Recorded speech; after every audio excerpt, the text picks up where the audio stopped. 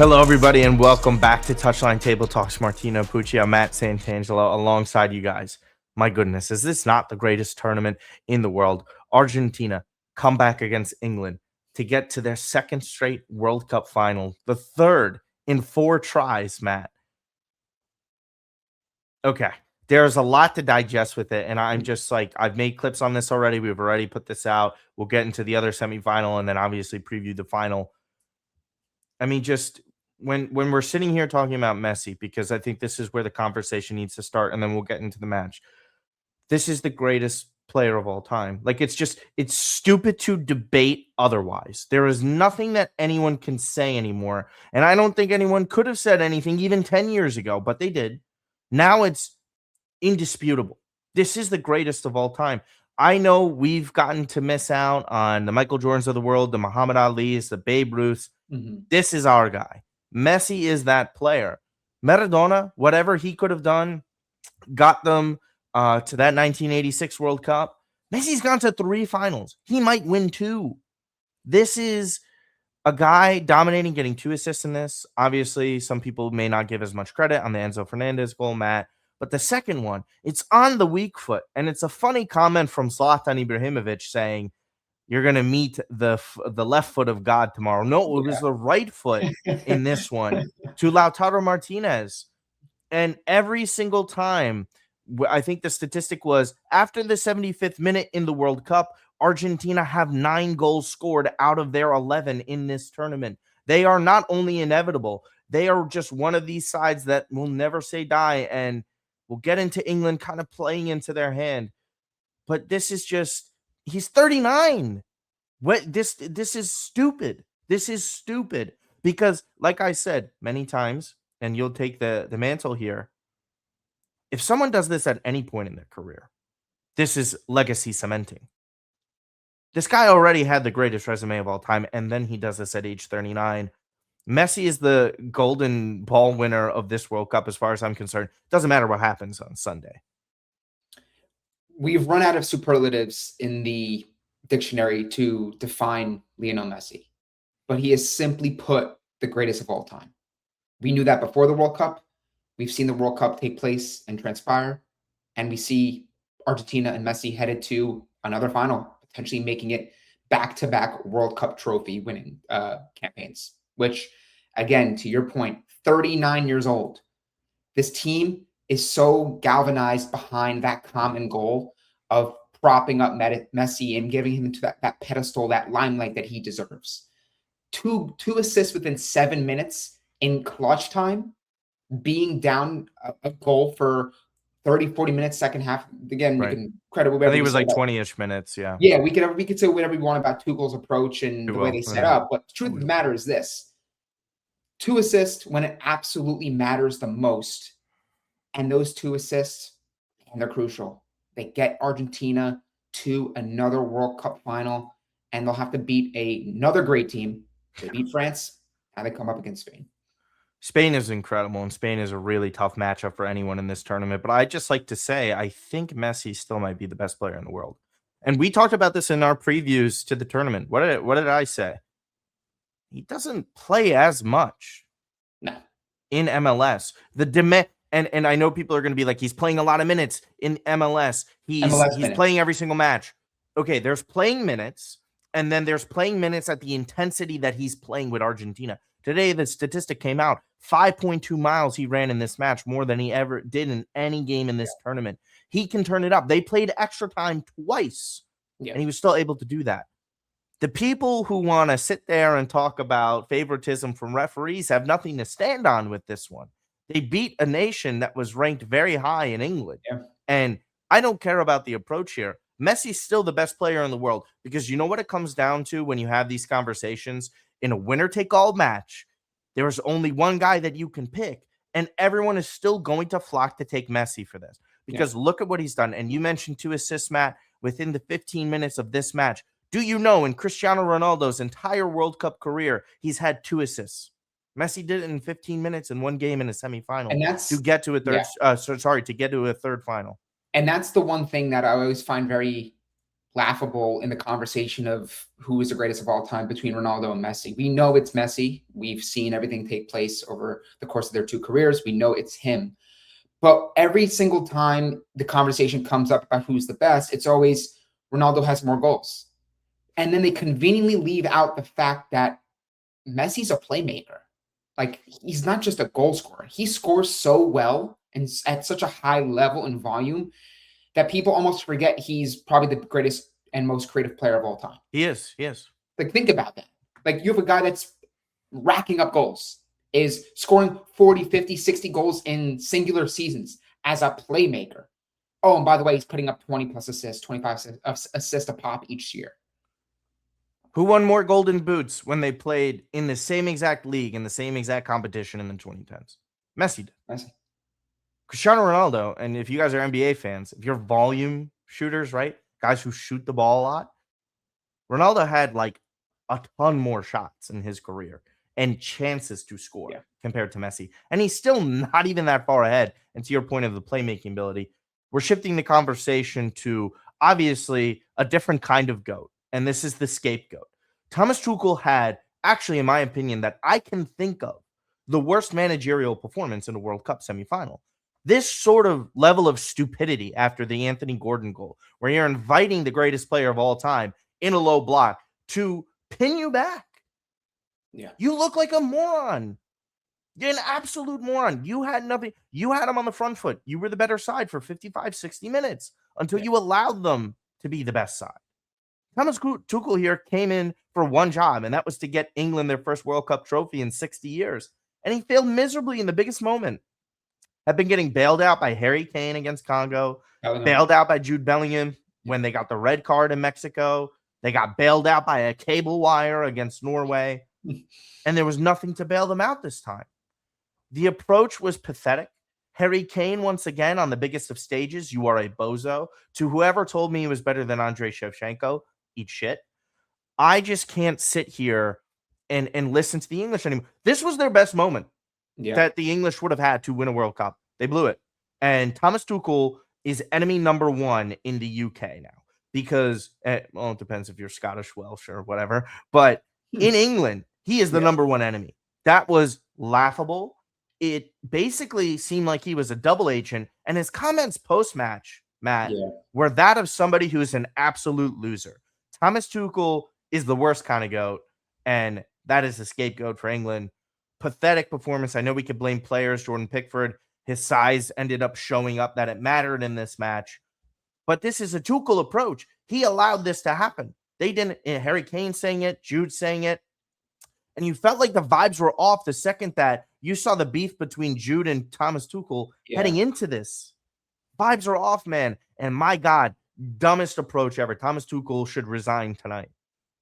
What's interesting, too, is a little bit before Anthony Gordon scored the go-ahead goal, Marcus Rashford was actually getting ready to come on.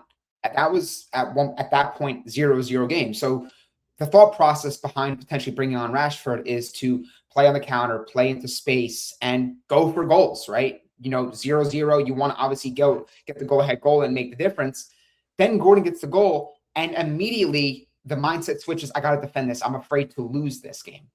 I'm afraid to concede. And we know, I think, better than most as Milan fans who just watched what we did with Max Allegri last year. You can only do that for so long, and I hope it works. And especially if you're going to do it against a team like Argentina with the best player of all time and a group of players that will die for this player before they lose a ball or die before they concede an inch. They'll go into every challenge. They'll do everything for the common goal and of course, Messi. So the thought process changing immediately after that goal was definitely on Tuchel. He went to a back five, just trying to concede for 20, 30, 40 minutes. And look, we could say after the fact, right? Hindsight's 2020. Like if it worked, people would have said, wow, like genius tactical game plan. It worked. We clean sheeted Argentina. But you just simply can't play that way if you're a team with the ranking you have as England, the quality of players you have, the stars all over the place, specifically in the attacking area. and expect to win a World Cup. You have to play with no fear and play with aggression and the desire to win the game. And Thomas Tuchel and England as a group didn't do that once they went ahead. It's incredible. They are what they always were, and they're just losers. England come away from this tournament looking like the biggest sorry sacks of shit that I've ever seen. And this is one of those losses that will sting for decades now. Yeah. This is worse than Euro 2020, losing to Italy up a goal at home at Wembley, where, yes, it was a final, but this was England's for the taking on paper. Pound for pound, you could argue was the best team left. And then again, having the manager come in to try and change your fate. They lose in the semifinal again. It just seems to me that England is always that country of almost, but not nearly. And that's the story for them again. Argentina move on. The team that they're going to be facing is Spain. And this one was a surprising but not shocking upset with Spain. And I say upset based on how sports books work, where France was favored to win this game. They were playing the best out of anyone this entire tournament. Spain still only one goal conceded from open play and one goal conceded this entire tournament. That's from a CDK header. I don't think they've necessarily played the greatest of teams, but that doesn't matter. Spain controls every single game that they're in, and they did exactly that against France. The tactical masterclass between the two here with Didier Deschamps, we'll talk about also, he's lucky Thomas Tuchel did what he did today because Deschamps approached this match completely wrong.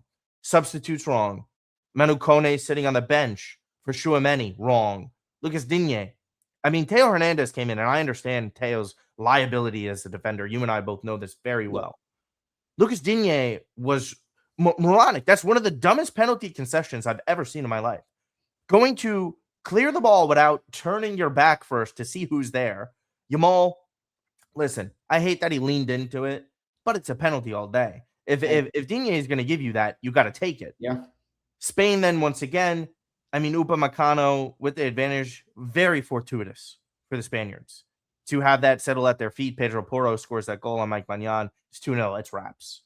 Yeah. France had half chances here and there, but their talent level was not shining. They really did look lost. Dembele and Olise did not have the proper performances. I think Mbappe was left alone on an island, not really able to do too much. And France really wasted this golden opportunity to win another World Cup when they should have. For Spain, this is just, it's not an overachievement. They're the defending Euro champions. They've been a really good side for quite some time now. To me, in a way, they overachieved. To get to this final is huge for them. It's their second this century since 2010, and it's so well-deserved. They were also, if it wasn't France playing the best in this tournament, Spain was clearly number two. Matt, Spain well-deserved finalists in this World Cup. Absolutely. Anytime you can clean sheet what is deemed the consensus favorite to win the World Cup and tame and cool and calm a player like Kylian Mbappe, who, if he won the World Cup, there would have been strong bids and arguments to be made for him winning a Ballon d'Or, his first Ballon d'Or, for the World Cup tournament he was having. For them to stymie the freight train that was the France attack spoke volumes about where the Spain team is at currently. We talked about this throughout the entire course of the World Cup, that we didn't necessarily think Spain were playing their best football, but they were handling business. They were getting the job done. One team in front of the other, after the opening match draw to Cape Verde, they were saying, okay, like, you got one on us. Handling business. And you started to see them grow throughout the tournament. And much like how Argentina plays like together, everyone's sacrificing spit and blood, all these sorts of analogies that people use for sacrifice for a common goal. Yeah. Spain seemed to have that. Like, you look at this Spain team, and there's a lot of players in this team that you say tremendous quality, they play for big clubs, but this isn't the same Spain team that we've seen win the 2008 Euro, the 2010 World Cup, the 2012 Euro against Italy 4-1 in the final that year. It's a strong team, but there's a lot of components within this team that just simply work. Pedro Porro comes on, gets a goal. I think his only two goals for Spain, in his career have come at this World Cup. Lamine Yamal hasn't exactly torn it up when it comes to goals and Who's assists. been injured, yeah. Yeah, he's been injured. He came into the tournament with an injury. But you have Oyarzabal. You have players up and down the pitch, players having their moments and being ready to seize them. And I think that that's kind of the ultimate story of this Spain, who, in my opinion, you can make an argument, even coming into the World Cup, I think people were maybe not giving them enough credit. And that sounds crazy because of where they're ranked. But in the conversation of winning the World Cup, Spain, Argentina, Portugal, England, and they looked at Spain and says, "Oh, I don't know what they're going to do in the striker department. I don't know what about Lamal's injured. I mean, yeah, Lamine Yamal's injured." And look what they do. They handle comfortably, might I say, France. And I think the one turning point in that game specifically was moments after Spain went ahead. Saliba came off with an injury. LaCroix came in, who plays for Crystal Palace, and he was directly involved in that ball watching moment where Porro got in behind. Yeah, Danny it's Olmo provided the inexcusable. It's assist and he scored the inexcusable. goal. So again, that's to the point of every single player on a roster has to be ready to come in and make a difference. He wasn't, and you saw what you saw on that 2-0. And my only question was Spain's striking. Yeah. I had them. Again, like I mentioned, I found Brazil overrated. I found Germany overrated. Spain, I kind of had in like that second tier below the Argentina, France, but still having a Very good possibility, team, depending on right? how things broke for them. Rodri turning back the clock. I mean, this, and I know turning back the clock to 3 years, but after his ACL injury, you've Yeah. never seen that before. But one thing I think that you skipped over, and I don't blame you for this, Pedri had been benched in the previous 2 matches, including this one, and one of the best midfielders in the world. Spain can afford to bench him, and they still beat the number 1 in France, or sorry, the favorite of this tournament. But what does that say, Martino? The system. They say they played together outside of Argentina cohesively as the best squad in this tournament. Now, I don't think, and again, I know people want to bring this up, and I'll get a little defensive about this because of the 2006 Italian team. They aren't that stout defensively, but the way they control everything and barely allow you to create is what makes them so dangerous. And it'll kind of like take into the final here because this matchup is hella intriguing, Matt, because we have Spain versus Argentina, the country that Messi probably could have played for, but turned down to play for his home country in Argentina. And he meets them in the final. Many thought that they could have linked up in 2010, but Diego Maradona had other decisions in that tournament. For me, this is cinema. We're going to get this right in our backyard here in New York, New Jersey area, even though I'd like to reiterate to everyone who is not from this area, it is not New York. It is in New Jersey. It's in New Jersey. It's always been in New Jersey. Yeah. It hasn't ever been in New York. Moving on. Spain are a bad matchup for Argentina. And I mean it in the sense of Argentina is going to have some trouble with the midfield. Again, the energy will be exhausted. They will hound them. They will get physical with them, something that I don't think Spain will exactly love. However, good luck getting the ball away from them. And they're not tactically stupid like France or England, where they're going to just sit back and invite Argentina to do what they want. They're going to have to will their way, Argentina, in this one. I think this is probably tactically wise, right? The toughest opponent that Argentina's had to face in the final now. I do. I think they had a better shot because of that version of Messi in 2014 is disgusting. Any match you have with him at that moment in time, you could win any game. He was literally that good. Even 4 years ago, found France was struggling to get to that final. Argentina showing up once again. This one's tough. Spain have been sensational. Conceded 1 goal all tournament. It says a lot. It's a really difficult thing to do. My head is leaning towards Spain to lift this trophy, but my heart and everything I see with Argentina doing, if Spain allows them to keep it close, you can't count out Messi. It is stupid to count him out. It is stupid to count out Argentina. And I said that in our last clip where I was just like, I'm not convinced that the Argentines should be favorites, but Messi's the ultimate trump card, and he's proving that once again.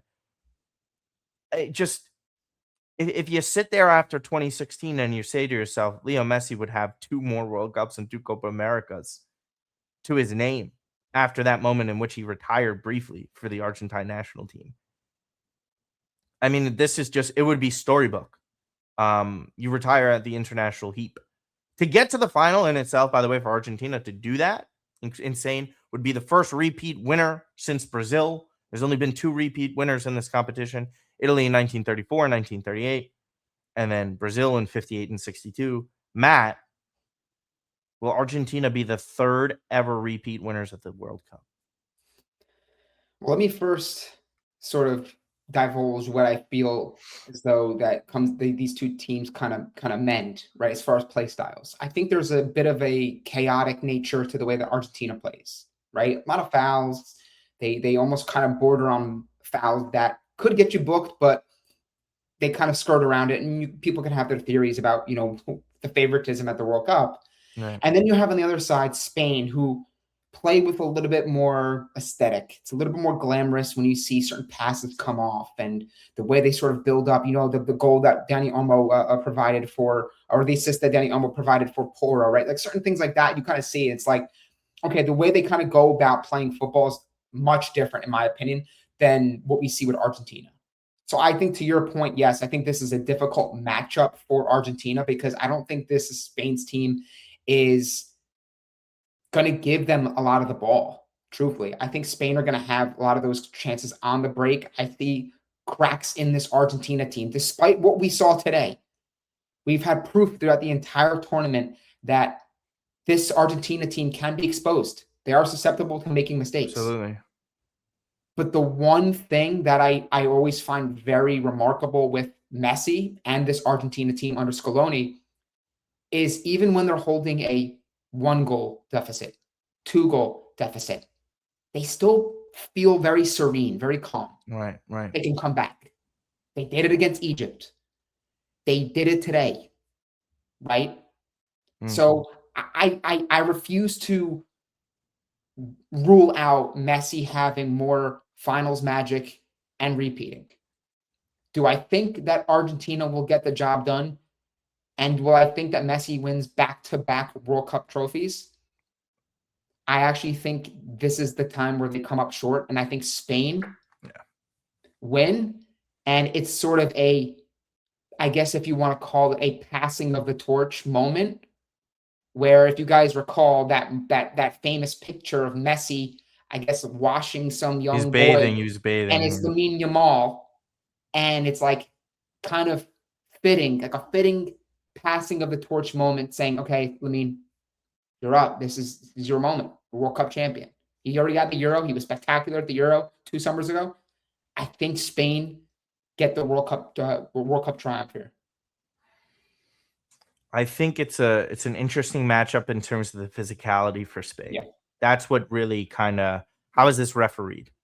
How do we set the tone with this? With Lamine's gonna deal with a lot of physicality that he does not deal with even in Europe. I'm sorry, he just doesn't. The way the international football world goes, it's very different with the way it's called.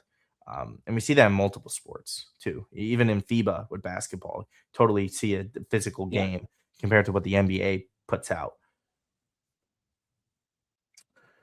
I think the midfield advantage is just so strong for Spain in this. I have a real hard time for that. However, again, I bring up scoring. That does matter. It was I think they were both fortuitous goals against France. I don't think it was anything game-breaking. Their chances and opportunities were nothing incredible to me, to be quite honest with you. Argentina is going to be able to will their way to get their set pieces. I think that's a problem for Spain. And again, and I'm not slighting Spain here. I still think they likely win the trophy and lift the tournament, win the tournament. My problem is, I don't think this is as good as a defensive fortress as some people like to think it is. I really don't. They can be had. Argentina can also be had. This one's going to extra time and it's going to penalties, and I think Argentina lose on penalties. But the argument you make about, it's interesting, the defense, right? As Spain not having a strong defense. What if They're we good. They're good. Don't get me wrong. They're not strong. I just don't think I'm it's as saying, strong like, as people that think. is like otherworldly type of It's strong, not. right? I don't even think they have a defender in there that's top 5 in their position in the world. It's fair. The That's what one thing I will say this though is sometimes the best defense can be your first and second line. How much does your attack work off the No, ball? that's what I'm saying. The midfield's incredible. It's the Midfield, whole thing. right? If the The whole midfield thing. runs the show like it's fully capable of doing, Spain can be in those positions where maybe they get a goal. Now they control the game. They have the technicians, the quality, the balance in that midfield to control a game with an advantage that I don't think many other teams in world football are capable of doing. So I think that knowing what we just saw transpire between Argentina and England, I think Spain are looking at this and thinking, we're not going to make those same mistakes. If we get a goal, we are not going to sit back and defend because they frankly don't have, in my opinion, the overall defensive strength to do that against this team. But their midfield is able to run a game the way it does at a very, very high level. And I think to your point, which is spot on, I think that is ultimately going to be the key that, gets this over the line for Spain, in my opinion. That's the thing is the midfield protects them. They have to have a dynamite game. So guys like Enzo Fernandez, I think Rodrigo De Paul again is going to be coming off the bench as a sub. I think that's what we've kind of seen with that approach with Scaloni. I think Scaloni is so good at picking and using certain players within this team. Yeah. They just all understand each other and they push forward in the role. same direction. And I think Spain also have that to them. There's just something about this Spanish goal scoring. And eventually I think that can catch up to you. Barely just got that winner against Portugal. They didn't the Belgium wasn't even that good to begin with, so I'm not really surprised by that. And again, I talk about the goals against France weren't anything impressive to me. They controlled the game. They didn't dominate the game. I think they're two different things. Yeah. That, in my opinion. Dominating to me is you're controlling possession, you're creating so many chances, and you're scoring those. Well, when's the last time Argentina has dominated a full game? They don't have to dominate pockets of games. Exactly, but that's the thing. They don't have to dominate an entire 90 minutes because that's not how knockout football works. No. Knockout football is I keep it close and then I'm going to have my chance. It's a matter of moments. You quite simply can't defend for you can't be on the front foot for 90 minutes in knockout football. You cannot do it. That's what happens sometimes. And especially, by the way, if you're a side like Spain that doesn't have elite scorers. All I'm saying is if Spain has normal or great chance creation for their strikers or forwards, they'll be in a good spot. But I'm also not fully convinced Lamine Yamal is healthy. He's not 100%. He's got to be on his game. That man of the match award he did not deserve that. I'm sorry. I think that was silly. I know they're partially fan votes and other stuff like that. I have question marks. I think there's more question marks for Spain than people want to let on.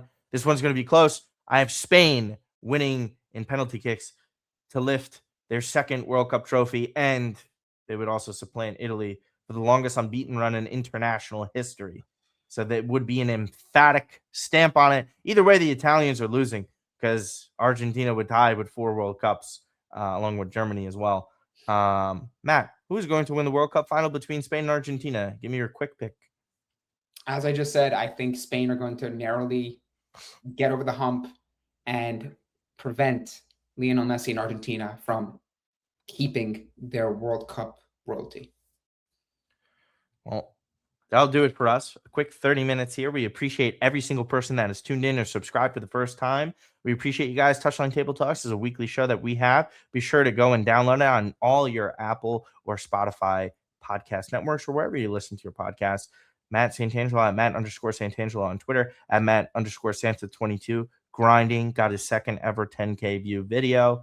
That Milan podcast as well. We're going to be back tomorrow discussing a lot of things there as well on that channel. Be sure to subscribe to this channel, like everything up. You can see our clips everywhere. Guys, we appreciate you so much. This has been a hell of a tournament. Shout out to our guests, Roberto Rojas and Andrew Pissarro. Just a lot of fun to do this. And now the final culmination, Spain, Argentina this Sunday at MetLife. And you can also follow me at Martino Puccio everywhere as well, at Martino Puccio. Thank you guys so much, and we'll see you next time.